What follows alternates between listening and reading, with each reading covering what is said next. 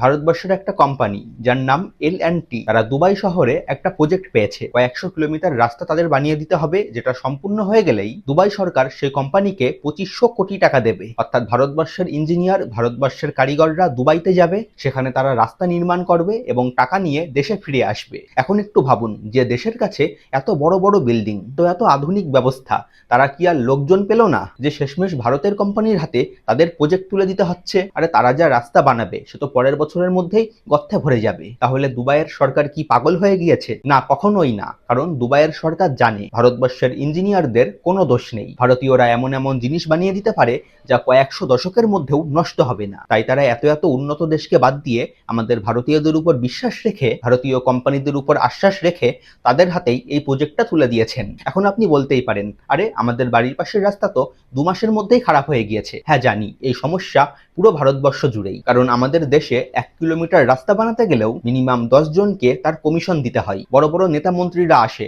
যারা তাদের ক্ষমতার খারাপ ব্যবহার করে মোটা অঙ্কের কাটমানি খেয়ে সেখান থেকে চলে যায়। আর তাই জন্যই আমাদের দেশে বেশিরভাগ রাস্তার এই হাল। কিন্তু দুবাইতে এরকম কোনো ব্যবস্থাই নেই। দুবাইতে যে 2 নম্বরই কাজ করবে তার সোজা মৃত্যুদণ্ড দেওয়া হবে। আর তাই জন্যই দুবাইয়ের রাস্তাঘাট, দুবাইয়ের ট্রান্সপোর্টেশন খুবই ভালো।